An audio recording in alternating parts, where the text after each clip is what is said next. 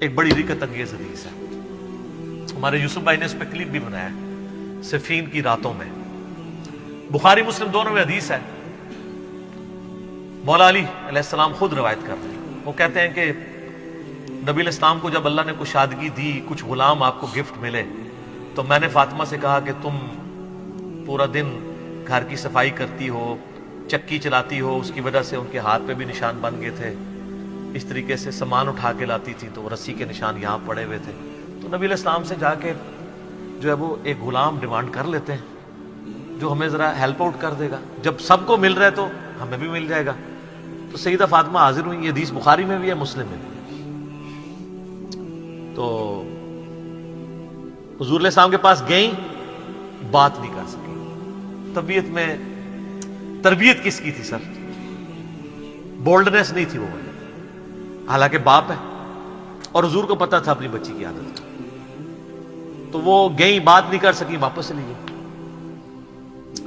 تو حضور علیہ السلام محفل برخاست ہوئی، آپ خود آ گئے۔ سر وہ حدیث کمال ہے، مولا علی کہتے ہیں میں اور فاطمہ ایک چادر میں لیٹے ہوئے تھے اور نبی علیہ السلام ہمارے گھر میں آئے اور پاؤں کی جانب سے نبی علیہ السلام ہمارے بستر میں داخل ہوئے، حتیٰ کہ آپ کے پاؤں کی ٹھنڈک ہم نے اپنے سینے پہ محسوس کی۔ یعنی حضور علیہ السلام نے پاؤں کی جانب سے اپنے پاؤں انٹر کیے اور وہ پاؤں سیدہ فاطمہ اور مولا علی کے سینے تک پہنچ گئے تو انہوں نے ان کو سینے سے لگا لیا۔ سر یہ فرینکنس کسی صحابی کو نصیب ہو سکتی ہے؟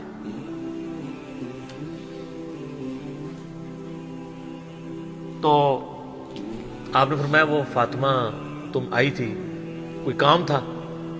سیدہ فاطمہ سے پھر بھی بات نہیں نکلی۔ حضرت علی کہتے ہیں میں نے نا پھر کہا یا رسول اللہ وہ میں نہیں بھیجا تھا، پورا دن کام کرتی ہے۔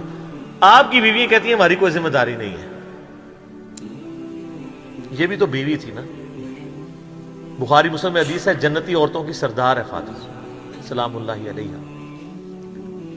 تو میں نے غلام کے لیے عرض کیا تھا یہ تھک جاتی ہے ہمیں ہیلپ آؤٹ کر دے گا۔ آپ علیہ السلام فرمایا میں تمہیں سے بہتر نہ چیز عطا کروں؟ کہ یا رسول اللہ عطا کریں۔ یعنی آپ لوگ تو سمجھ رہے ہوں گے کہ غلام مانگا ہے تو شاید ایک گھوڑا بھی ساتھ گفٹ مل جائے گا۔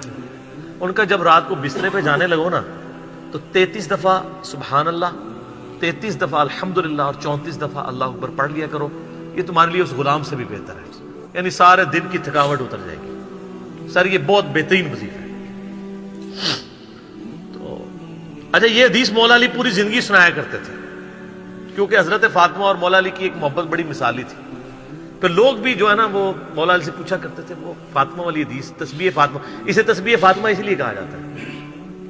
تو یہ حدیث جب بیان کی مولا علی نے تو آگے نے تابعی نے پوچھ لیا، بخاری مسلم دونوں میں کہ حضرت علی کہتے ہیں کہ وہ دن ہے آج کا دن ہے، میں نے کبھی یہ وظیفہ چھوڑا نہیں ہے۔ سر استقامت تو خود مل جاتی ہے، جس کے بسترے میں جا کے نبی علیہ السلام وظیفہ سکھا رہے ہوں تو وہ پوری زندگی اس واقعے کو کبھی بھول سکتا ہے کہ مجھے خود آ کے میرے بسترے میں آ کے، اور حتیٰ کہ آپ کے قدم مبارک میرے سینے سے لگے تھے، اس حال میں حضور نے مجھے یہ تحفہ دیا ہے، وہ تحفہ کوئی بھلا سکتا ہے؟ تو تابعی نے کہا کہ مولا علی سے کہا کہ کیا جنگ صفین کی راتوں میں بھی آپ یہ وظیفہ پڑھا کرتے تھے جب مسلمانوں پہ اتنا مشکل وقت تھا، آپ میدان جنگ میں تھے؟ آپ دیکھیں 30 سال کے بعد مولا علی کو تلوار دوبارہ اٹھانا پڑی اسلامی نظام کو بچانے کے لیے۔ تو مولا نے کہا ہاں صفین کی راتوں میں بھی میں نے کبھی یہ وظیفہ نہیں چھوڑا۔ تو اس پہ وہ کلپ بنایا تھا صفین کی راتوں میں، یہ اتنا کمال کا وظیفہ ہے۔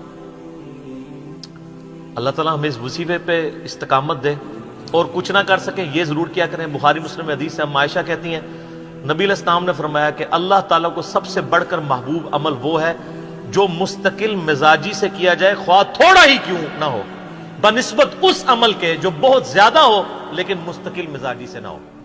ایک بندہ ایک دن 1000 دفعہ سبحان اللہ پڑھتا ہے، اگلے دن 10 دفعہ پڑھتا ہے، اس سے بہتر روزانہ ہی 10 دفعہ پڑھا۔ تو یہ وظیفہ 100 دفعہ پڑھنے کے لیے کوئی زیادہ ٹائم ریکوائرڈ نہیں ہوتا۔ آپ روٹین میں ہیں، آپ پاس دونوں آپشن ہیں، الگ الگ کر کے پڑھ لیں تب بھی ٹھیک ہے، ایک ہی دفعہ میں پڑھ لیں سبحان اللہ والحمد للہ ولا الہ الا اللہ واللہ اکبر، تب بھی درست ہے۔ اور فرض نماز کے بعد تو اور کوئی وظیفہ، ایک آیت الکرسی والا وظیفہ اور یہ تسبیح فاطمہ والا وظیفہ